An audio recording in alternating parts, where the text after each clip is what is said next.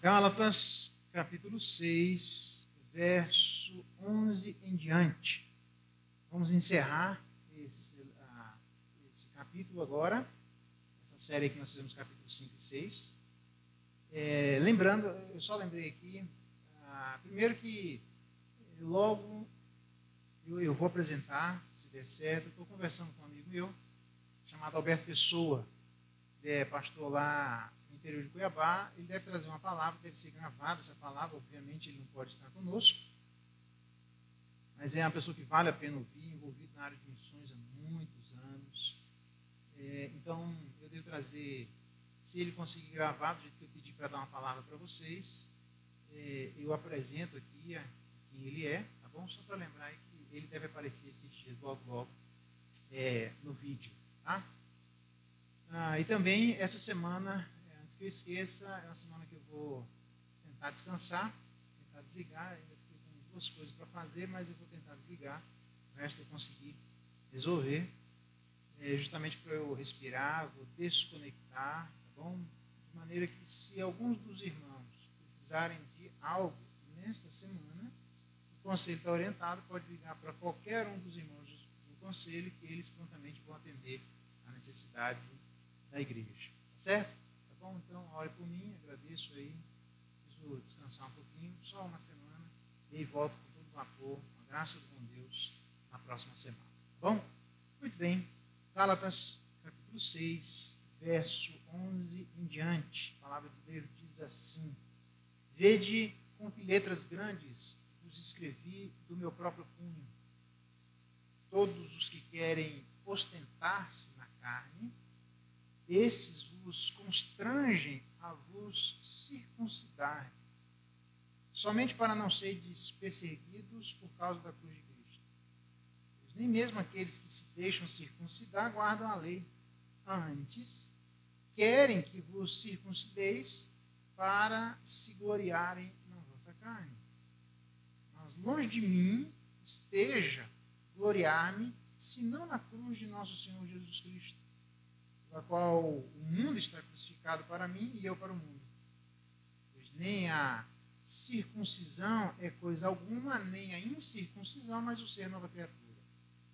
E a todos quantos andarem de conformidade com esta regra, paz e misericórdia sejam sobre eles e sobre o Israel de Deus. Quanto ao mais, ninguém me moleste, porque eu trago no corpo as marcas de Jesus. Até aqui a leitura da palavra de Deus, e louvado seja Deus pela sua palavra. Vamos orar mais uma vez. Pai, nós estamos diante da tua palavra, clamamos pela tua graça, para que de maneira profunda, clara, concisa, mas eficaz, ela, com o propósito que o Senhor a designou, possa realizar tudo aquilo que é necessário no coração de todos nós. Nos ajuda nisso, nossa oração e clamor, em nome de Jesus. Amém. Muito bem, eu gostaria de conversar sobre estigmas essenciais do verdadeiro cristianismo.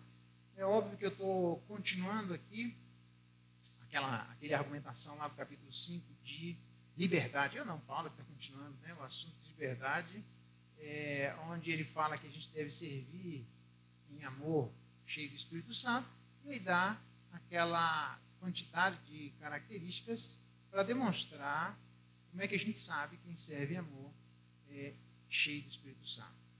Além disso, nestas considerações finais, ele traz aí, no verso 17, a expressão marcas de Jesus. E a palavra marcas aqui, por incrível que pareça, é literalmente estigma. Incrível que pareça, porque há notadamente um desgaste semântico. Então, para nós, estigma talvez tenha uma outra percepção, mas eu vou usar aqui, foi traduzido por marcas, estigmas e marcas como coisas essenciais, como sinônimos, tá bom? De maneira que, se eu usar a palavra estigma, eu estou querendo dizer marcas, tá bom? Eu vou usar aqui de maneira a serem sinônimas. Então, ele fala aqui, de maneira bem breve, simples, duas marcas ou dois estigmas que são essenciais do verdadeiro cristianismo. Nós já estamos a par da discussão que é alguém tentando fazer com que as pessoas sejam circuncidadas naquele momento. Obviamente que a gente não tem problema com a circuncisão hoje, mas seria a ideia de alguém tentando empurrar algo para exercermos mais aquilo que Jesus Cristo fez. Isso não vai dar certo. Porque dos primeiros estigmas e marcas do verdadeiro cristianismo é uma marca do interior para o exterior, é de dentro para fora. Verso 12, todos os que querem ostentar-se na carne, ou seja, na circuncisão, esses os constrangem. Então, eles tentam constranger a vida, aquelas pessoas naquele momento, a se deixarem circuncidar.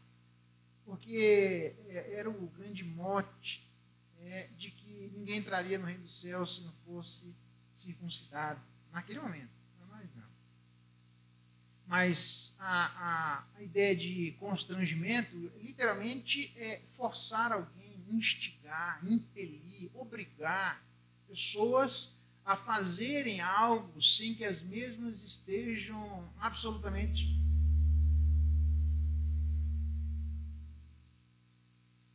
Posso continuar? Está gravando aí? Toca o barco aí. Beleza, tem um probleminha aqui, vamos lá. Então elas querem obrigar, instigar e forçar, que é essa ideia de constranger as pessoas a fazerem algo sem que as mesmas estejam convencidas da necessidade disso. O outro acaba cedendo por pressão para que as pessoas parem de incomodar, para que aquilo que vem de fora, coagindo a determinadas práticas, parem de coagir. Então, na verdade, quem cede aqui, cede por coação e obrigação externa e não porque tem encontrado a necessidade de realizar tal prática. Só para a gente ter uma noção do significado da palavra constranger, Paulo, por exemplo, diante do rei Agripa, em outro momento, ele tem a autorização para se defender, já que ele era acusado agora de seguir o caminho de Jesus Cristo, e ele se defende dizendo da sua história, quem ele era. Muitas vezes, diz Paulo, eu castiguei os judeus que abraçavam o caminho de Jesus Cristo por todas as sinagogas, obrigando-os até a blasfemar. A palavra obrigar aqui é exatamente a mesma que aparece por constranger. Na verdade, Paulo forçava os cristãos a, presos, negarem seu relacionamento com Jesus Cristo. Uma confissão forçada, era isso que ele tentava arrancar daqueles corações. Então, na verdade, a confissão era por pressão e não por convicção. E a gente, obviamente, tem que ter muito cuidado quando a gente tenta, aliás, se é que alguém tenta coagir o outro a fazer algo por pressão e não por convicção. Isso demonstra que o cristianismo verdadeiro não leva como marca essencial no seu exercício o exercício da coação, o exercício da coerção, o exercício da obrigatoriedade de fazermos aquilo que vai contra o que pensamos ou sentimos. É óbvio que aquilo que pensamos ou sentimos não necessariamente está correto, eu sei disso, mas simplesmente a lógica é que Deus inicia o seu trabalho primeiro por dentro e depois é que as coisas por fora devem acontecer. Significa que ter atitudes externas, preste bem atenção, no caso da circuncisão, para nós, no caso do batismo, desprovida da circuncisão interior, é absolutamente um equívoco. Isso se manifestava nessas pessoas. E elas constrangiam, obrigavam, coagiam, por pressão, estas pessoas, primeiro para terem a possibilidade de ostentação. E essa ostentação é coisa antiga. O primeiro problema que Paulo aponta a palavra ostentar significa literalmente passar uma boa imagem de si ou querer se mostrar e se elogiar, como diz uma outra tradução. Exatamente isso que algumas pessoas querem fazer. Tentam passar uma boa imagem a outros, tentando literalmente conquistar o elogio das pessoas, então elas cedem para ostentar-se. A preocupação aqui é mais com o que os outros vão pensar do que com o que de fato nós somos. parecer aqui tem mais importância do que o próprio ser.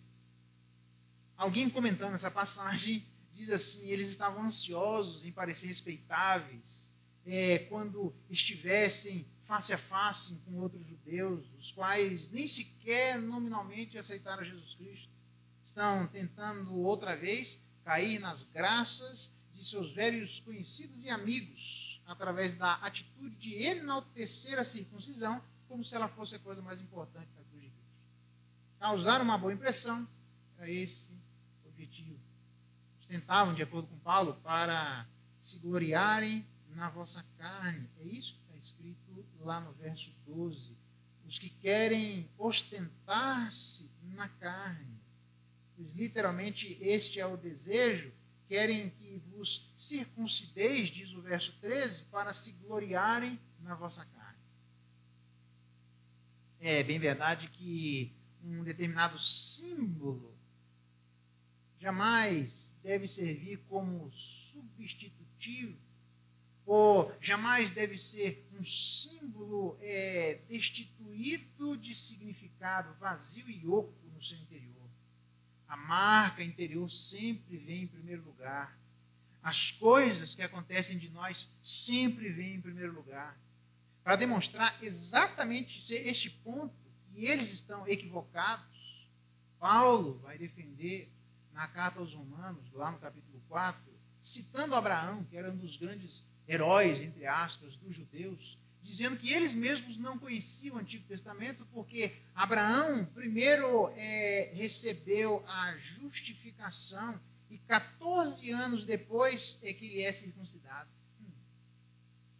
Abraão foi circuncidado 14 anos depois da justificação ter lhe sido imputada, o que significa que primeiro veio a marca de dentro para depois vir a marca de fora. E é interessante que nem mesmo esses camaradas, diz o verso 13, aqueles que se deixam circuncidar guardam a lei. Era uma prática totalmente esvaziada de significado interno, uma prática vazia. Não é isso que Deus quer para nenhum de nós. A questão não é o exercício do ritual, aliás, nós vamos até participar de um daqui a pouco, mas o que ele traz e realmente significa para aqueles que participam dele. O que estava acontecendo é que as pessoas estavam confusas na sua maneira de pensar, a ponto de substituir a coisa em si pelo sinal. O que se engrandecia era a cerimônia física, em detrimento de aquilo não simbolizar verdadeiramente nada. É óbvio que, diante de um argumento como esse, onde Paulo está enfatizando a importância do significado interno para depois do significado externo, ele é totalmente contrário ao entendimento de regeneração batismal, onde o símbolo pelo símbolo é que é importante porque ele gera alguma coisa. Na verdade, o símbolo é importante porque Deus já gerou alguma coisa dentro de nós.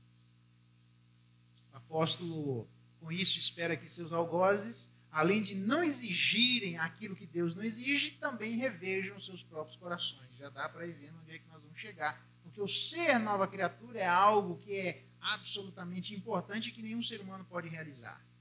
Nós vamos participar de uma mesa onde isso aqui é fundamental. O que é que existe dentro de nós?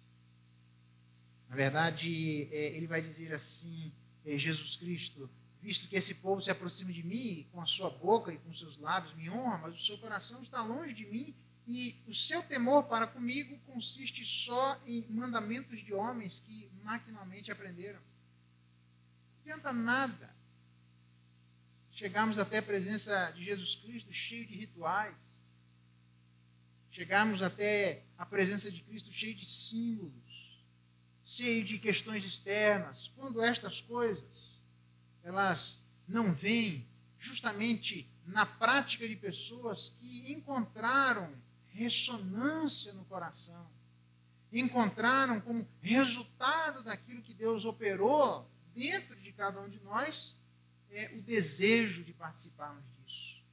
A pergunta é óbvia. Por que você se batizou? Quais são as reais razões ou motivações? Espero que nenhum de nós tenha feito isso por obrigação, mas sim por convicção. Esse é o desejo de Paulo. Mas, para além disso, para todos aqueles que estão discipulando alguém, estão trabalhando com outros, por que esperamos que outros se batize ou abrace determinado ritual? Cuidado para não querermos obrigar, coagir, impelir, instigar, forçar, ou, como ele diz, constranger as pessoas a fazerem algo daquilo que ainda não estão convencidas da real natureza da sua necessidade. Isso não diminui a celeridade, não diminui a importância com que clamamos, a urgência para que as pessoas revejam as suas convicções para participarem desses rituais. Mas jamais devemos obrigar a vida de quem quer que seja a participar do ritual de quem quer que seja.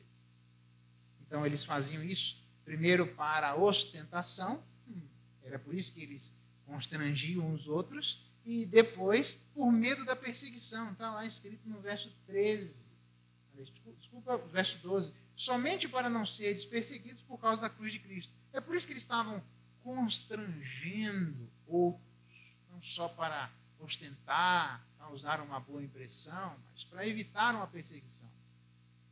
Medo da perseguição, além da ostentação, é o que levava os judeus à coação. Na verdade, o que havia era uma tentativa de evitar um confronto pessoal com uma posição que era contrária à posição cristã daquele momento.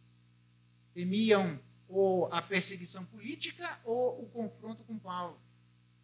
Quem se gloria em algo externo, não pensa no outro, também tem medo, porque acabam atando atos, fardos pesados demais que eles mesmos não vão carregar.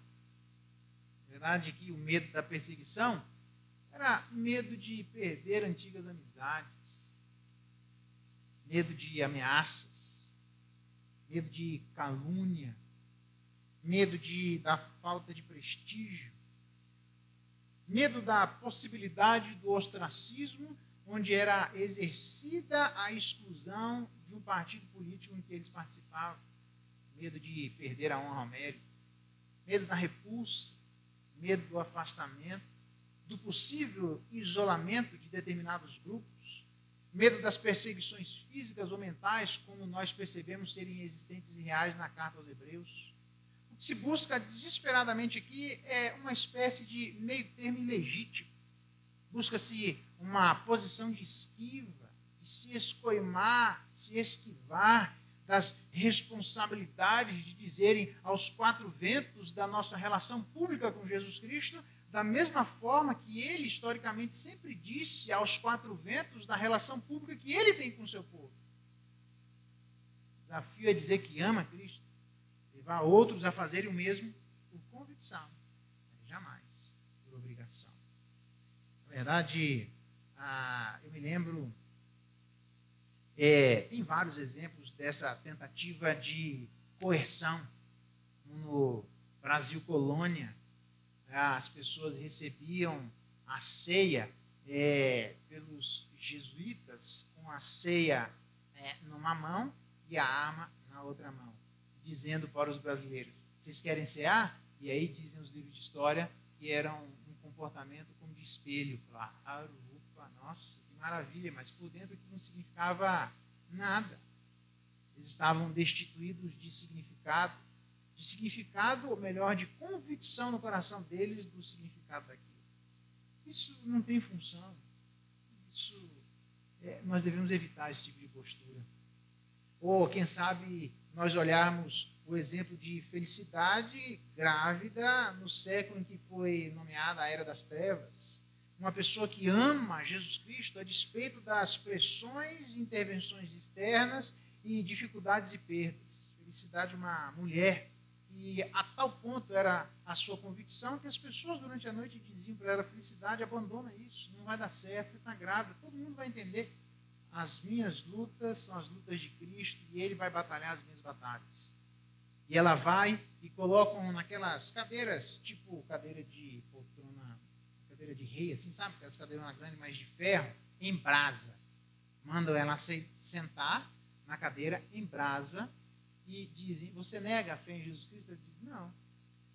Colocam uma rede, ela no meio de uma determinada arena, para ser chifrada por um boi bravo. Ora, eu tive em casa um cachorro, um pequeno cachorro fila chamado Centauro. Olha o nome da beleza, Centauro.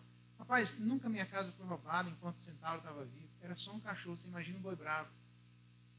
Uma vez, me lembro muito bem de um camarada chegar lá em casa e meu pai pegou ele querendo roubar e ele disse, você tem esse cachorro aqui, ele não faz nada. Meu pai disse, você pode entrar lá e matar ele se quiser e pode vir aqui roubar. Entra lá.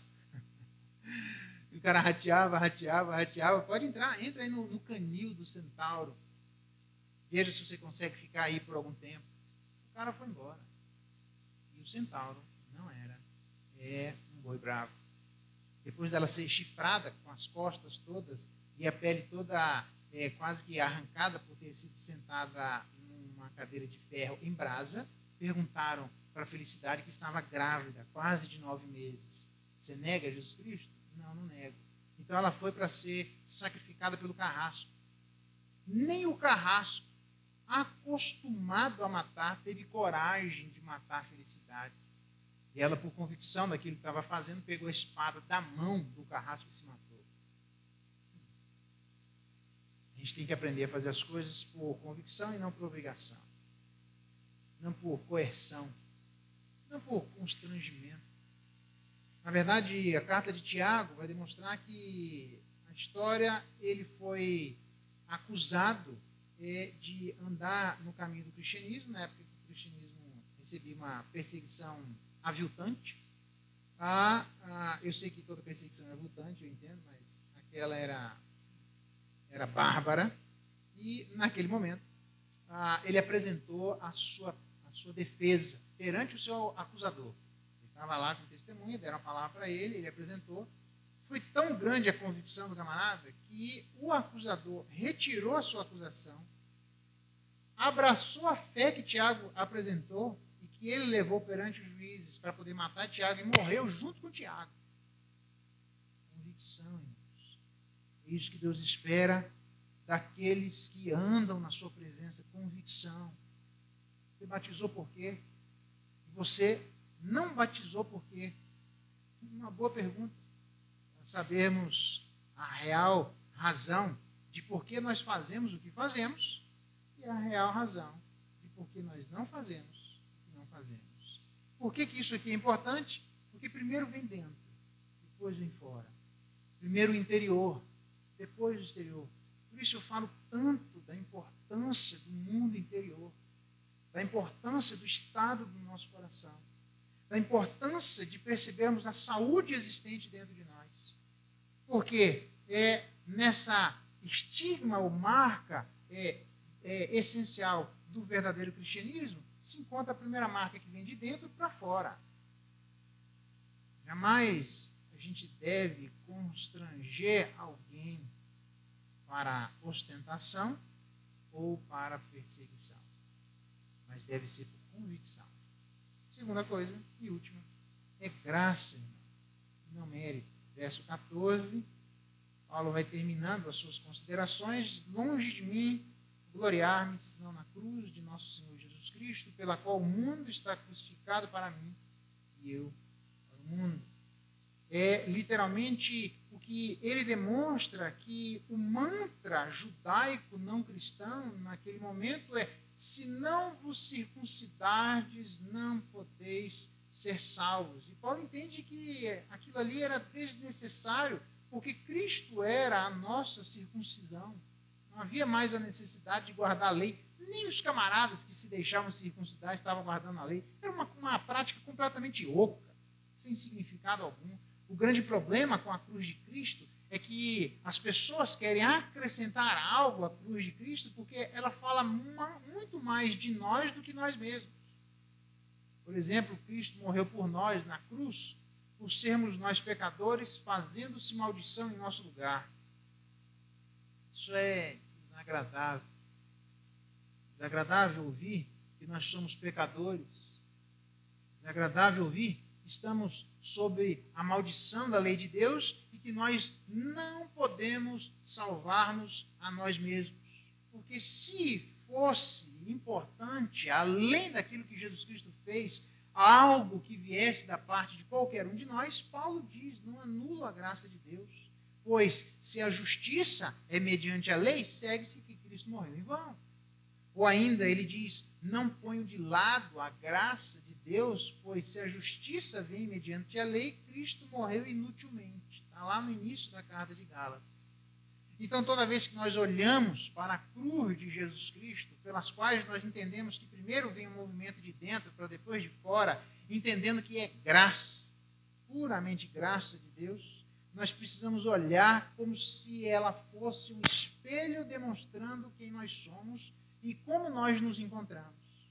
Na verdade, a única mensagem que a cruz de Cristo tem para mim e para você é que Cristo morreu porque o seu pecado ele estava assumindo, a sua maldição que ele estava sofrendo, é a sua dívida que ele estava pagando e a sua morte que ele estava morrendo.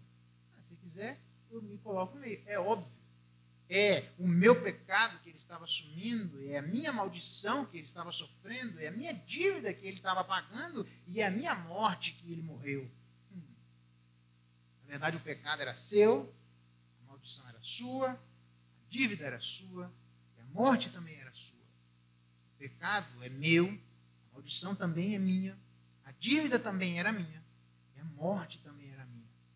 Por isso, antes de nos quedarmos aos pés de Jesus Cristo, precisamos aceitar a nossa condição de pecador, de maldito, de devedor, de alguém marcado para morrer.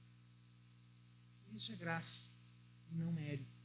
Até porque não dá para nos gloriarmos em nós mesmos e simultaneamente nos gloriarmos em Cristo, porque um exclui o outro necessariamente. Uma tradução melhor, quando ele coloca no verso 14, longe de mim esteja o gloriar-me, seria Deus me livre de me gloriar. Jamais. É uma expressão absolutamente forte que Paulo se utiliza para dizer Deus me livre de me orgulhar, senão na cruz de nosso Senhor Jesus Cristo. Por quê? Paulo não anulava ou punha de lado a graça de Deus, porque este é um estigma essencial do verdadeiro cristianismo. Graça. Só quando nos humilhamos, nos reconhecemos como pecadores, que merecem o inferno, deixaremos de nos gloriar em nós mesmos. Fugiremos para a cruz em busca de salvação e passaremos o resto dos nossos dias como Paulo. Crucificado o mundo para mim e eu para o mundo. Porque a única alegria de nos gloriarmos será na cruz de Jesus Cristo. E a pergunta que eu faço é bem simples. Você se orgulha de quê? Nós conhecemos a vida de alguém através daquilo que ela se orgulha. Nós deveríamos nos orgulharmos unicamente na cruz de Jesus Cristo. Pois qualquer que guarda toda a lei, diz Tiago, e tropeça em um só ponto da lei, se torna culpado de toda a lei. E como ele vai dizer ainda lá no capítulo 5, falando sobre a liberdade, que se nós quiséssemos viver literalmente pela circuncisão e prática da lei, diz no capítulo 5, verso 3, estaríamos obrigados a guardar toda a lei. A gente não consegue guardar pequenos aspectos da lei. Você acha que a gente consegue guardar toda a lei? E Tiago diz que se a gente erra num só ponto, erra e deve toda a lei, e a gente consegue guardar apenas aspectos pequenos da lei, nós estaremos obrigatoriamente amaldiçoados. Então, a minha pergunta é simples. Qual é a sua convicção? Por que você faz o que você faz? E por que você não faz o que Deus espera que nós fizéssemos? Qual é o teu orgulho? Você se gloria de quê? Meu desejo é que essa noite você perceba a necessidade de se gloriar unicamente em Jesus Cristo. Obviamente que para fazer isso, vai ter que reconhecer como todos nós somos pecadores, amaldiçoados pela lei, devedores e condenados à morte. Se essa for a nossa realidade, a gente vai entender os estigmas essenciais do verdadeiro cristianismo no final dessa argumentação. Do interior para o exterior, para evitar ostentação e perseguição, mas por convicção. porque justamente é graça e não mérito. Nós iremos participar de um dos elementos que mostra exatamente isso. E o desejo de Paulo é que ele não seja mais molestado, mas todos nós vivamos de acordo com essa regra. A regra onde ele diz no verso 15, nem a circuncisão ou incircuncisão é importante, mas ser nova criatura, ter sido transformado por Deus de dentro para fora, reconhecendo aos quatro ventos a graça de Deus sendo superabundante na nossa vida. Vamos orar. Não sei como é que anda seu coração, mas que em nome de Jesus, agora que vamos participar da ceia, vá se aquietando e colocando diante de Deus. Você que ainda não fez a pública profissão de fé e nem se batizou, preste atenção, irmão. Por que você não fez isso? Eu não quero obrigá-lo, nem devo obrigá-lo a constrangê-lo, porque se a cruz de Cristo não lhe constrange, não há nenhum argumento que eu possa levantar maior do que esse para lhe constranger. Porque Cristo deve ser este nosso maior constrangimento. Por isso, a cruz de Cristo nos constrange, porque Ele morreu por nós, sendo nós ainda pecadores. Vamos orar? Pai, obrigado pela Tua palavra. Ele encerra com argumentos maravilhosos, mostrando a importância de prestarmos atenção no mundo interior e jamais coagirmos a vida dos outros para ostentação ou fugir da perseguição. Pelo contrário, devemos ajudar os outros a terem a convicção celestial da importância do mundo interno. Somente a Tua graça e não a lei pode transformar esse mundo interno. Se existe alguém não transformado, o Senhor opere isso nessa noite em nome de Jesus. Que todos nós possamos participar da ceia movidos internamente, como ressonância da Tua graça sobre nós, respondendo com alegria, com satisfação, aquilo que Cristo fez em favor de todos nós. Seja conosco,